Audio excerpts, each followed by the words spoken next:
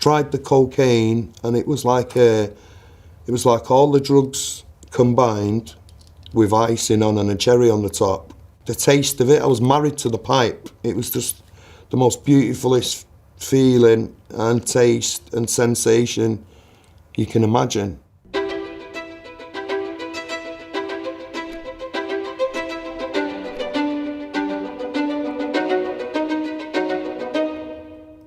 Marvin, where were you born? I was born in HMP Styal Women's Prison in Wilmslow in Cheshire. My mum was a prisoner, a teenage prisoner. My mum was undecided whether to sign me for adoption or not. So she got released from custody and was unsure whether to give me away. So then I was seen by a Welsh woman and a Jamaican man. They looked at me, seeing my big, beautiful, saucer-shaped eyes, they said, and they chose me. So my mum told me from very, very young that your mum didn't want to give you away. She wanted to keep you, but the circumstances, what was going on around her and her home life and whatnot, she couldn't keep me. She said you was born in distress as well. I never knew what that meant, so I used to think about that a lot, and then at nights I'd try to sleep, but I couldn't sleep, so I'd be banging my head off the pillow and hold my breath to try and not wake up the next morning. Because I thought, wherever that place is, that's where my mum is. So I used to try and get there by holding my breath. And my dad, he got raised very tough, so his mum and dad apparently didn't like him, they didn't let him move, he lived in it. And he had to run away from home and whatnot. So he was a very tough man. So he used to go to town on me a lot, beat me a lot with belts, bamboo canes. So my mum, obviously my adoptive mum, she was beautiful towards me, but when my dad used to hit me, she used to say, don't hit him around the head. So that used to confuse me a bit. She wouldn't say don't hit him, she does say don't hit him around the head.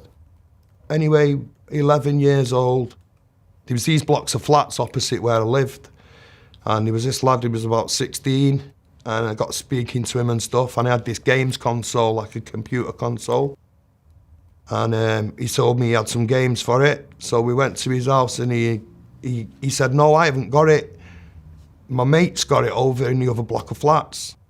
So I went over with him, and it was some old man, like in his 50s, so I just didn't think it was right. Anyway, walked in the house, the guy just pulled me straight into the bedroom, pulled this big wooden toolbox behind it, and started just tearing at me with his tongue or licking me and stuff. So he tailed me clothes off and raped me anyway. So I was 11, I got raped. I went home shocked, like, couldn't speak. Next day, come home from school, he sat in my mum and dad's house.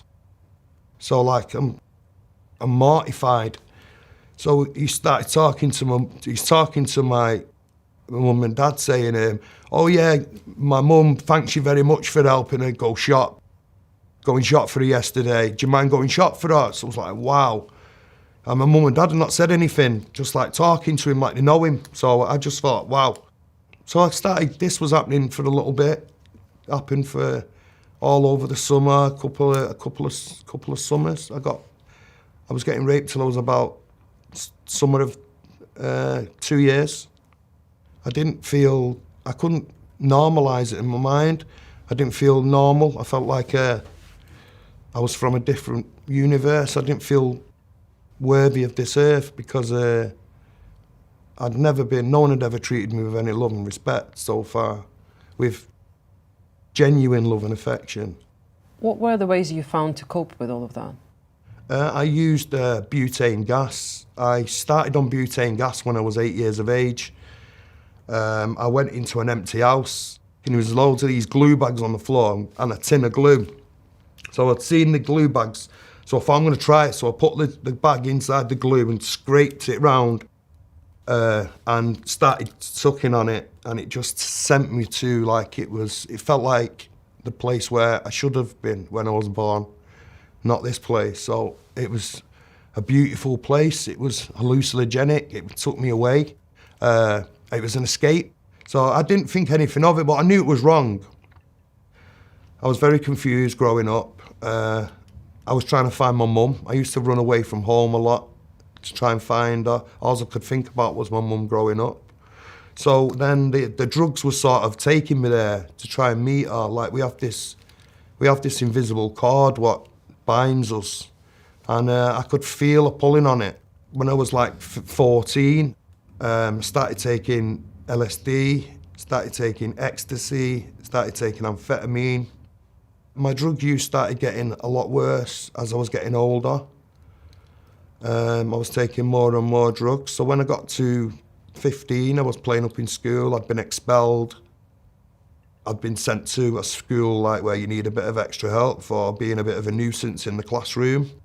So I went there a couple of times. But by then, I was selling drugs for a girl after school. So I was doing that after school for money, to buy other drugs and experiment with other drugs. And then I was out in a club one night. We used to go to like the Hacienda and Conspiracy and all these clubs. And I was out in a club one night and I seen this girl dancing on the dance floor, and she looked really pretty and dead fun. And I started chatting to her, and she offered me to go back to her. So she lived local to me.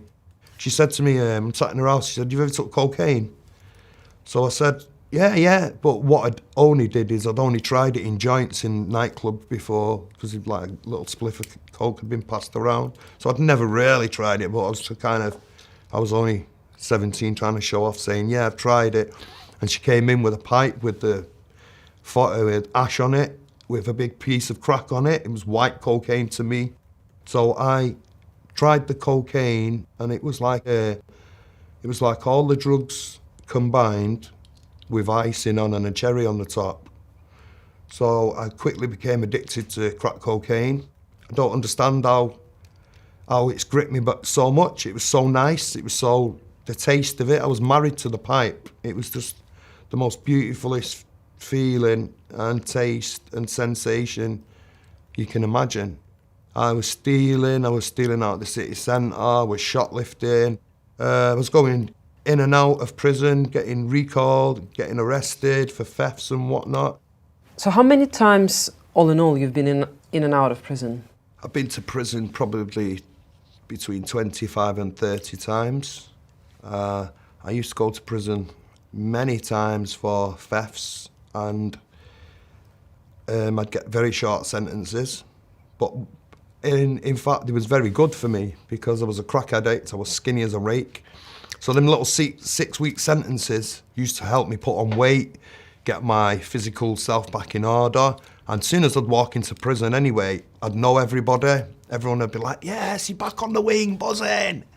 So I'd be selling drugs on the wing for people, selling heroin, selling anything, tablets, cannabis. How easy is it to get drugs in prison? Oh, it's very easy, yeah. Very easy to get drugs in prison. I was hanging around with a gang who had all the links and they were always the right plugs, and we was getting throwovers over the wall, so there was anywhere up to a kilo of cannabis resin coming over, 6 mobile phones, steroids, needles, Subutex, crack cocaine. So it does come over the wall. It was very, very easy. But a lot of people in prison spend a lot of money in prison as well. Like there's people who go to prison who have got money and they start spending. So what happens is you give them, say, a quarter of cannabis, they give you £200, but their girlfriend passes it your girlfriend on the street. So it's very easy to get in a lot of debt as well. So there've been times when I've been asked to go collecting debts in prison as well. Like what? Say hot watering people and whatnot, but that didn't happen often. And also doing, like people would say they want to see blood. So if someone says they want to see blood off the hit, I knew the person who was doing the hit on, I'd say to him, look, I've got to do a hit on you, there's wages on your head. Just let me tap your eye over here like you're doing raptures with your knuckles, like that. And I'll pop your eye open. There'll be a lot of blood, it won't hurt. And sometimes I'd have to do that. It was necessary. So the kid would get out of trouble and I'd get paid the wages as well. So yeah, I did that a few times. Not very proud of them situations though. What do you think were the worst experiences in prison? I watched someone's head get squashed in a door, killed. Someone owed some of a £10 canteen. So the lad punched him. As he punched him, the lad fell on the floor. And as he fell on the floor, the lad who punched him sort of said, "Get out my cell." But he fell on the floor and his head had caught between the door. And as he's pushed the door, he slammed the door and he crushed his skull on the floor. And he was dead. So when I get out of prison when I was 20, I'm just stopping people in cars, saying my mate in the park's got the best drugs and I'm getting paid for that. So that's how I'm carrying on my crack cocaine addiction. And then I've got the working girls coming to me and saying, "Marv, who's got the best crack?" But I wasn't really a drug dealer, I was just a crackhead. I was just trying to get a little bit of shekels off everyone who's selling drugs, you know. I'm trying to get customers for them and whatnot. So how long your crack addiction lasted for? I had a 20-year crack addiction. I fell in love with it. There was nothing like it on earth. It's the most strongest drug in the world. It's the most addictive drug on the planet for a reason. What happened when I was 33, I was still a raging crack addict. 33 years of age, New Year's Eve, I'm riding down the road, I've just come out of prison. I see this guy who I know, and this guy ponces girls, puts them on the beat, forces them to smoke crack, forces them into prostitution. So I see him with some young girl and I say to him, "Yeah, what are you doing with her, mate? Don't you dare take her onto that beat down there." So he's gone, "Oh, no, I won't. I'm just having a drink," because it was New Year's Eve, bear in mind. So he's gone in the newsagents in the shop. So I said to the girl, "Yeah, take my number. If you need me for anything, phone me." Because he's trouble, so stay away from him. So she takes my number. Half an hour later, rings her back. I says, "You all right?" So she's crying.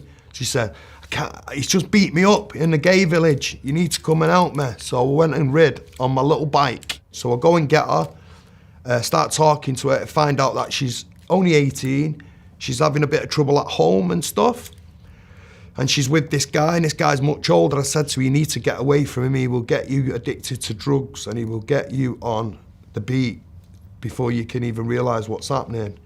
So that was that, leave it. Next day, I rings her again, say, "How are you, what are you doing?" So she says, "He's beating me up. I need to get away from him. He's beat me up because I left with you last night." So I'm only staying at my niece's house. I've just come out of prison. I ain't got a secure address. I'm in a little spare bedroom. So I phone my niece up and I say, "Look, I've just met this girl and she's only young. She's not a drug addict. Do you mind if she stays in my room with me?" She went, "Don't you dare bring no scruffs here." So I said, "I won't, I promise." So anyway, brought her to the house. So she's staying at the house. I get recalled to prison. I'm wanted for a licence breach. So I get recalled to prison. While I'm in prison, she phones me up from prison and says, "He's just levered me on a bus." So I say to her, "Go to the police." So she said, "No, it's grassing." I said, "It's not grassing." So I convinced her to go to court against this man and get him 5.5 years. So we got locked up for that. So that was very empowering. And I've been with the girl ever since. And now we've been together for 15 years. So every time I'm smoking crack for hours, I can't wait for it to go so I can go back to living a normal life. Because I won't smoke crack in her house, I won't smoke crack near her. So I'm going to the house, I've got no crack. I'm waking up the next morning, all I can think about is crack, so I'm running away. I'm running all the time. And she's following me to crack houses saying, "You've got to stop. You've got to stop doing this. Like, you're not happy." And I knew I wasn't happy. But I was working with an adoption agency because I was adopted. And they wouldn't open my adoption file for me. She kept saying to me, "When you get off drugs, we will help you, we will go to the next step." So I wanted to get clean so I could find my birth family. when I was clean, my adoption agency worker said, right, you're ready to open your adoption file. So I went away so happy thinking, yes, I'm gonna find my mum finally at last. 2 weeks later, she phones me up. I walk in, she gives me my mum's death certificate. She says, I'm so sorry, I couldn't tell you before. So they said to me, we've got the best news in the world. Your mum's gone, but we have found your birth mum's family. So I said, all right then. So they said, we're going to have to send all your previous convictions to them, and then they've got to decide whether they want to get to know me or not. So I wait. So I'm dead nervous thinking that they're going to want to know me or not. And my auntie contacts me. My auntie contacts them and says, yeah, I want a relationship with him. So what had happened was, when my mum gave me away, how my auntie found out about me was, she started seeing a lad called Marvin, and my mum found out. Now my mum called me Marvin at birth, so my adoptive mum never changed it out of respect for her. She put Lee at the front, but she never called me Lee, she always called me Marvin. And that's how they found out, yeah. I have just had the most amazing time.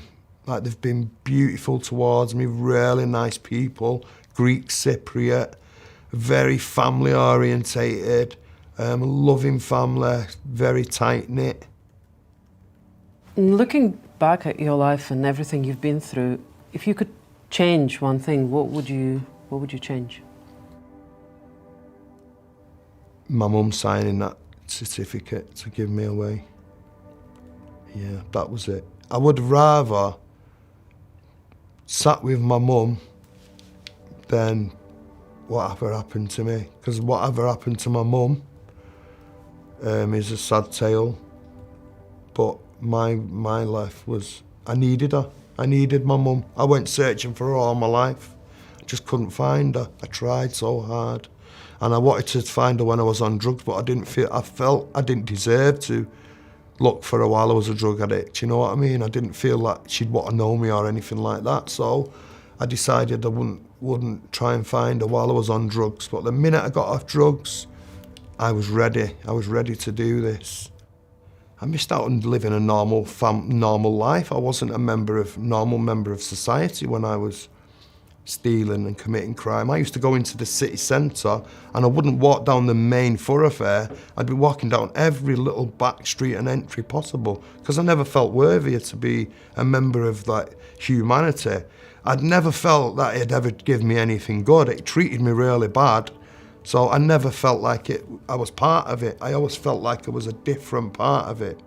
I'm at peace. I've just had a baby. My girlfriend had a baby, 2 years old he is now. Happier than I've ever been in my life.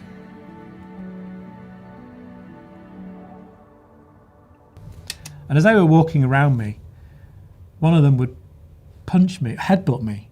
As this was going on, the guy was looking down at me, asking me questions, and I became convinced that I wasn't going to leave there in one piece.